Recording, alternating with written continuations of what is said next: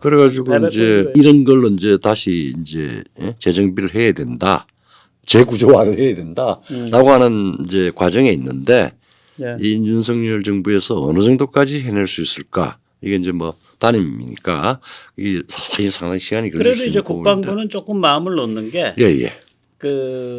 워낙에 그 한미연합사에서 미국 쪽이랑 깊게 같이 일을 해와서 예. 기본이 잡혀 있어요. 좀 그건 더 그렇죠. 그것 때문에 오염이 덜 된 거죠. 안 그랬으면 지금 군복을 아마 인민군복으로 바꿨을 거야. 그렇겠죠.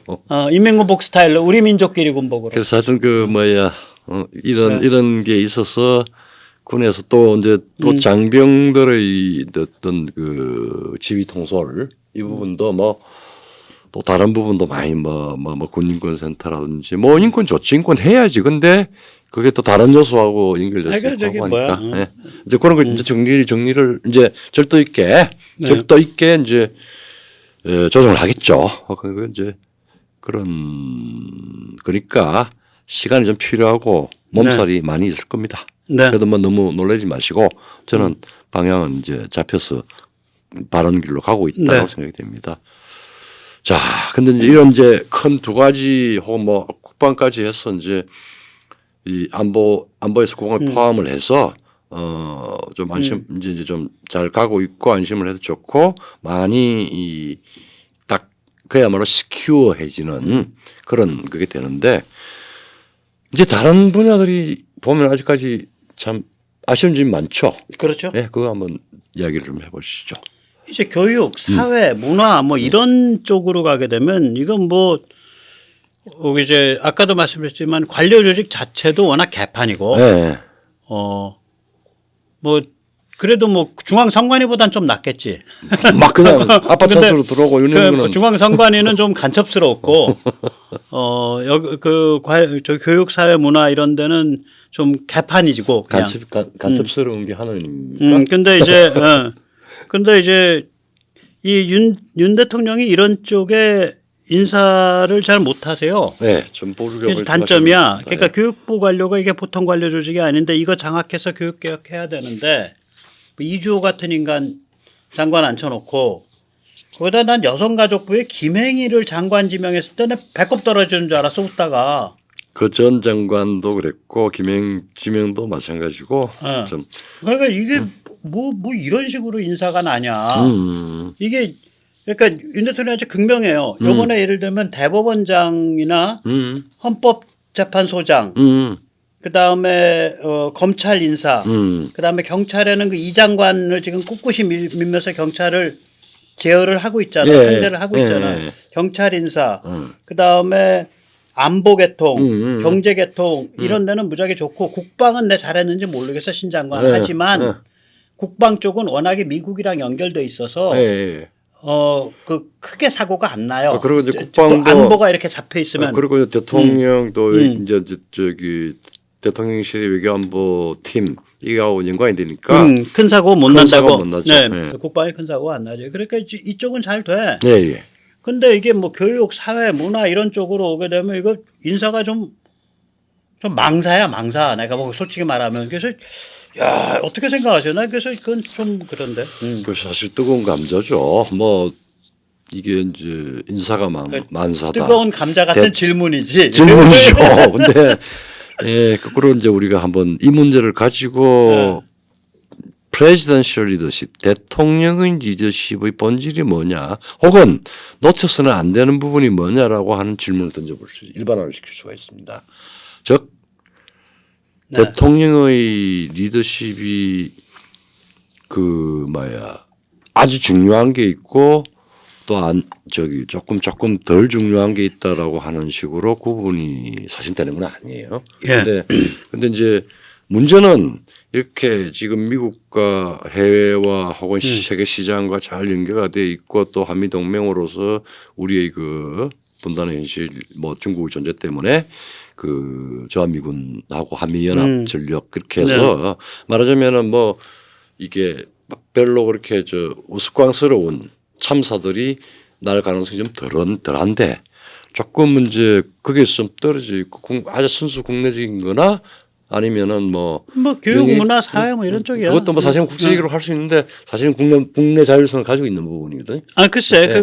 국내 자율 그러니까 같이 안 움직이지. 같이 안 움직이죠. 세계 시장과 같이 안 움직이고 미국이랑 같이 안 움직이죠. 한국 시간이 너무 강하게.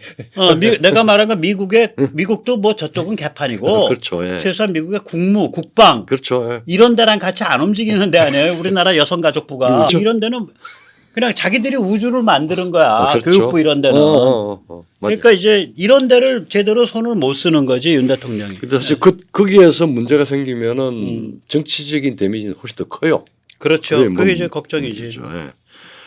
예. 그래서 이제 윤 대통령 이제 중간쯤 한 1년 반 지났으니까 이게 장단점이 있는 것 같아요. 장점도 있었고 단점으로 보이는 부분도 좀 체크가 그렇죠. 되고 그러니까 뭐 그 부분을 이제 한번 체크를 해봐야 될. 네. 그냥 요약을 해서 드리면 다 얘기 나온 건데 예, 글로벌 질서, 예, 한미 동맹, 예, 그다음에 한일 관계, 예, 안보, 예, 경제, 그다음에 사법, 검찰, 경찰 이런 쪽에 대한 리더십은 좋아요. 예. 또 그거랑 직결되어 있는 국방도 괜찮게 그치. 작동을 하고 있어. 왜냐면 안보가 잡히고 한미동맹이 잡히니까 예. 국방이 꼼짝을 못 하는 거예요. 사고를 그렇죠. 못 치는 거죠. 네. 제대로 이제 국방 저거 귀신 나오는 집이었다니까 문재인 때. 그러니까. 네, 귀신 나오는 집이에요. 그러니까 별단 귀신들이었어. 별단 도깨비들. 그렇죠. 근데 이제 많이 그래도 이제 좀 돌아오고 있을 것 같아. 예. 근데 이제 단점은 아까도 말씀드렸지만 교육, 사회, 문화 이런 쪽에서는 이건 정말 그 뭐 자기들 나름대로 우주를 각각 만들고 있는 이상 야릇한 정부 관료 조직들이거든요. 그렇죠. 이게. 예. 그런데 이거를 장악해서 들어갈 수 있는 리더십이 없어. 그게 그게 좀- 단점이야. 네, 그 보이죠. 네. 응? 참 물이 좋고 정자도 좋기가 어렵네. 원래 옛날 속담에 물 좋고 정자 좋기 힘들어. 그런 얘기 있잖아. 모든 사람 뭐 행동, 뭐 일장 네. 일단이 다 있죠. 뭐 네, 사물도 그래서 이거 어떻게 생각하세요? 그런 것 같아? 그러니까 뭐 교육 사회 문화 등에 대해서는 경험과 이해가 부족하다라고 하는 부분을 일단은 깔고 대통령 그 자신도 그다음에 이거를 지금 국가 전체의 문제와 해서 이 부분을 보다 체계적으로 재점검하고 움직일 수 있는 전체 움직일 수 있는 부분을 이제 생각을 해야 되죠. 그게 이제 그런 이제 말하자면은 윤석열 리더십의 이제 2기로 넘어가는 시점에서 이 분야에 대해서 깊은 성찰을 해야 될 것 같습니다. 네네. 예, 이거는 뭐 밖에서 이런저런 뭐 그쪽 영역에 또 이 선수들 뭐 이렇게 해가지고 뭐 번지르한 스펙이나 뭐 관료적인 추천이나 이런 걸로 해가지고 그냥 쑥쑥 했다가는 사고가 터질 수가 있습니다. 예. 저는 근데 이게 좀 마음이 좀 안 놓이는 게 예. 솔직히 말씀드리면 이 양반 이력서가 너무 짧아. 한 줄짜리야. 사회생활이 딱 한 줄이야. 예. 대한민국 법무부 검사. 순수하게 살았. 네. 예. 그러니까 이게 9자잖아. 예. 그러니까 사회생활 이력이 9자로 정리되는 사람이에요. 예. 아니 저랑 한번 비교를 해보라고요.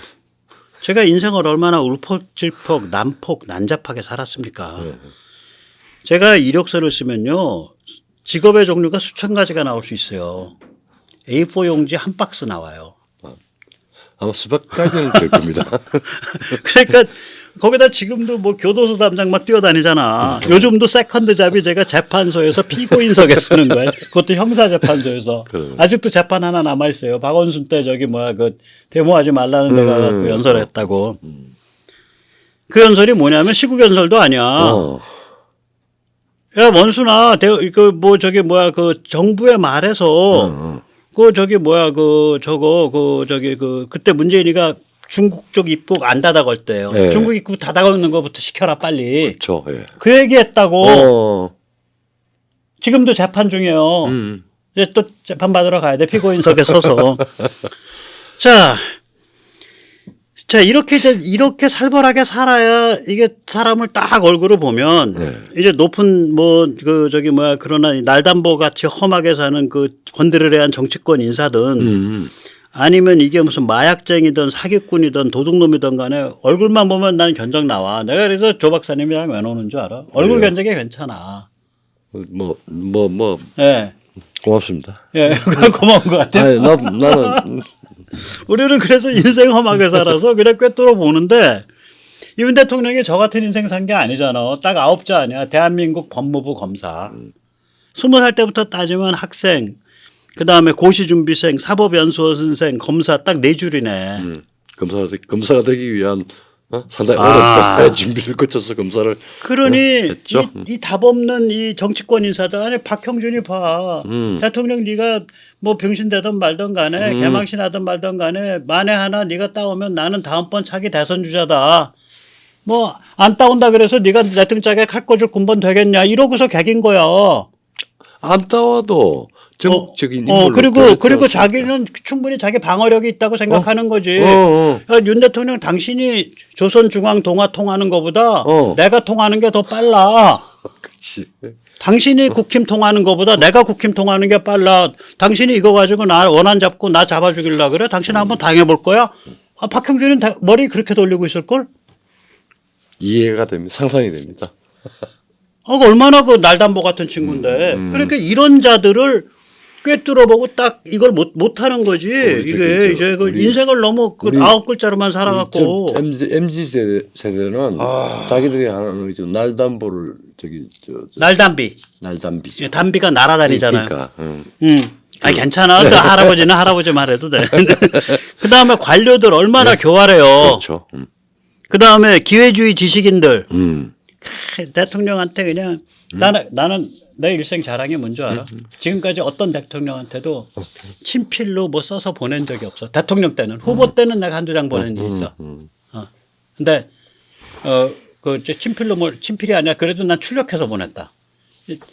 이 기회주의 이 지식인들 이게 직업이 써서 보내는 거야. 직업이. 그러니까 이런 자들을 이걸 억어를 해서 이 관상을 뚫어보고 이걸 얼레벌레 엮어서 일을 풀어가는 팀을 만들고 그걸 조율하고 이게 보통 일이 아닌데 그러기엔 너무나 순수하게 사는 당신이야. 그렇죠. 그리고 이제 어떻게 보세요? 이게 이제 다 100% 만족할 수는 없지만 그래도 장점은 더 보강하고 단점은 이제 또 고쳐야죠. 윤 대통령 장점이 있습니다. 국가 간 정확하죠. 대한민국 헌법에 대한 충성을 하겠다라고 하는 그 자체가 그렇고 그다음에 대통령 되면서 어떤 준비를 했는지 모르겠지만 글로벌 지수에 대한 굉장히 그렇지. 빠른 이해가 있고 그리고 그것의 그 중요한 기둥과 견인력이 여전히 한미동맹과 그다음에 한일 관계 그다음에 이제 그걸 통해서 경제 안보 사법 본인 이제 사법 경찰 이런 쪽은 본인이 직접 그 순수한 직업을 통해서 이미 인맥도 그다음에 업무에 대한 잘 알아. 성격 뭐 이런 것 잘 아니까 무리하지 않게 잘 하시더라고요. 잘 하고 지금 뭐 답답해하는 분들도 많이 있어요. 근데 나는 요 정도 템포가 맞다고 봐요. 이 템포가 맞다고 보여. 그리고 그러면은 공안으로 세상이 안 해결되거든. 이제 말하자면 이제 덧나지 않는 방식으로 할 수 있는 자신이 있으니까 그렇게 되는 거예요. 네, 그러니까 그다음에 이제 이게 이제 엘리트 검사 관리 지식이 성장한 사람이니까 이런 부분은 그러니까 큰 방향과 줄기를 잡고 그다음에 자기가 잘하는 영역을 아주 수순을 잘 정해서 진행하는 것. 이거는 엘리트 검사 출신이기 때문에 그런 겁니다. 그런 거죠. 장점이죠. 네. 근데 이제 교육이라든지 사회라든지 문화 영역 이게 상당히 이제 이 델리케이트하죠. 그 영역 자체가 그냥 복잡한데 교육, 사회, 문화 뭐 이런 것들을 관료들은 개판이고 기회주의 지식인들은 디글디글하고 디글디글하고 입만 살아 있고 입만 살아 있고 그다음에 또 뒤로는 또 이 세계 시장이나 미국의 그런 국방, 국무, 정보 계통이 뭔지도 모르고 긴장도 없고 그러니까 이제 이런 부분에 대해서 어떻게 방향을 잡고 어떤 그 사람들이 그 책임을 맡겨서 이 복잡다기한 부분을 헤쳐나갈 수 있는 워커트, 이 힘과 그다음에 지략, 뭐 지능, 책임성 이런 걸 갖출 수 있을까? 그거는 우선 윤 대통령이 이